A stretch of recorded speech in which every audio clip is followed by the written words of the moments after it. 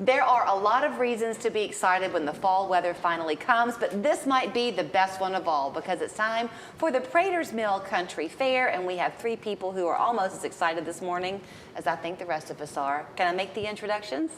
Sure. All right. This is Lynn Cabe on the end. She is the president of the board of the foundation. She knows who she is. Behind her is Haley Mertz, happens to be her daughter. You're also on. Are you on the board too? I'm just volunteer for the fair. Okay. And the star of the show, they would tell you this morning, is Stefan Scapala, who makes these beautiful woodworking carvings here. So good to see you all 3.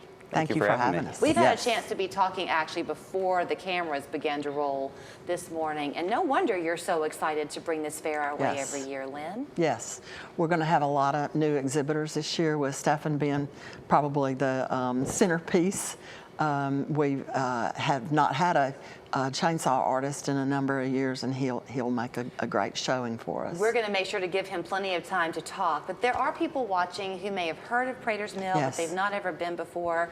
Part of this is the history behind the fair. Yes. That's so fun. Yes, the fair was started in 1971 for the purpose of raising funds to repair the 1855 grist mill, and it quickly became a favorite for residents of the region.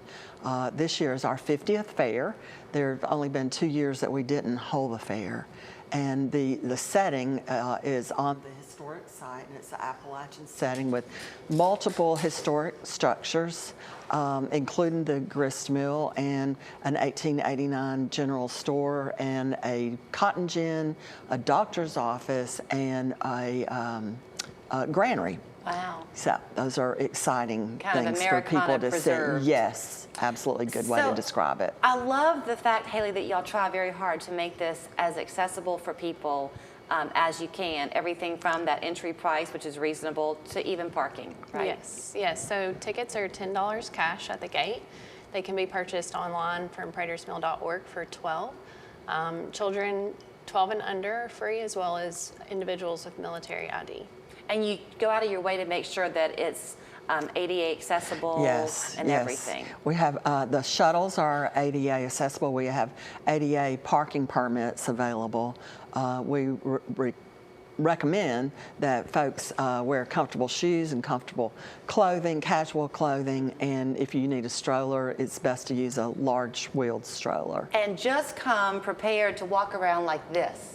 In awe at the artists that are there. So let's enter you in here to the conversation. Originally from Michigan, came this way how long ago? About 1.5 years ago. Okay, so you're brand new, but this beautiful carving that you do is in your blood. Your dad's a master. Yes, ma'am. He's a carver of 30 years. He started teaching me when I was 8 and got me all geared up, put a saw in my hands, and I made a little tiki face, and I sold it the same day, and been hooked ever since. So you sold it the same day? Yeah, I sold it the same day for $20, and I was floored as an 8-year-old boy. So yeah, that's a lot of money. Yeah. So we're sitting here in the studio, and there's this beautiful scent that I wish you could smell, and I guess Stefan maybe saw me kind of smelling a little bit. It's this. You just carved this one, and it's the fresh cedar. Yep. Is that right? Eastern red cedar. I like doing my cardinals and some small birds because you have the natural color of the wood, and that's not painted, that's just the color of cedar. So I'll have little stuff like this bear here and the cardinals and all sorts of other small stuff on display. And talk about your demonstration. Yep, and we'll be doing live carving every day too. So I'll be making some quick carves like this. I'm going to try to see how many pieces I can get done within 20 minutes, 30 minutes, an hour. Wow. So going to have some speed carving going on, and I'm going to bring some of my bigger pieces on display too. Well, so I would have categorized this actually as being a large piece. I mean, to me, this is not small. If you can kind of see behind Stefan there in the screen, that's actually in ringgold. What you really love to do with people is you go and you take what was a dead tree and you turn the stump into a carving. Yep, is that right? That's mainly the work that I do. People will contract me out and hire me to come to their tree because a lot of people will get sentimental to their trees. Yeah. You know, they've seen it grow all their lives, and you know, unfortunately, it dies.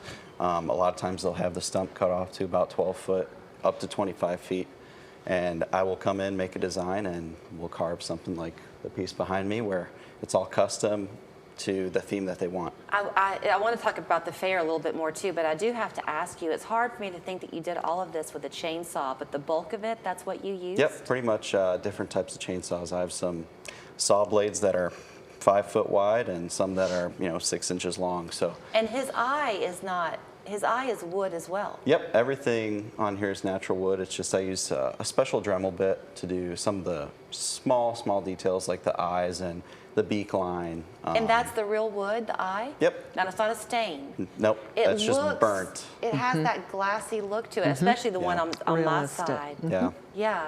So you must have a difficult time choosing who gets to have a booth and who doesn't. I'm sure the talent is unbelievable. Well, we needed a chainsaw artist. As I said earlier, we have not had one for a number of years, and the art was a hit at the fair, and we recruited on social media. I think that's how we got you. Yep. And Stephanie merged, and it just is feeling right. Yeah. Worked out. Now, Yeah. Haley, when people come, they will be there, chances are, a good bit of the day.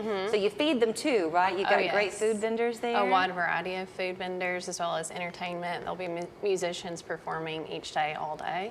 And there's activities for children as well. Pony rides, petting zoo, train ride. So it's going to be a good It's time. probably just a chance to kind of pause a little bit and feel like time has kind of stopped. It's a great place to spend a fall day. Yeah.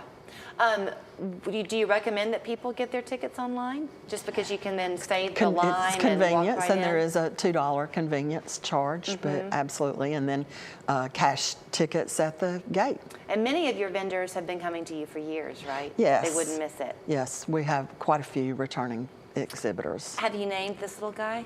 I was going to leave that up to you. Oh, Sorry to I've put you on never the been spot. good at that. I would do something, kind of obvious like Smokey, and that's There you probably go. not good. There you But go. the Balls fans out there would like that, Yeah, maybe. yeah. All right. Well, it's great to meet you. A pleasure. I'm Thanks sure for you having me. miss your beauty of Michigan, but we're awfully glad that you're here. Yeah, well, I Yes. appreciate it. Thank you for having me, and I'm looking forward to carving at the fair. Yeah, so come see him. Go ahead and get your tickets online if you want to. That way, when you get to the fair on October 11th or 12th, you can just waltz right in. Pratersmill.org is the website, and we'll see you beginning October 11th, 9 o'clock in the morning. Thank you, Julie. Great to see y'all. Thank you.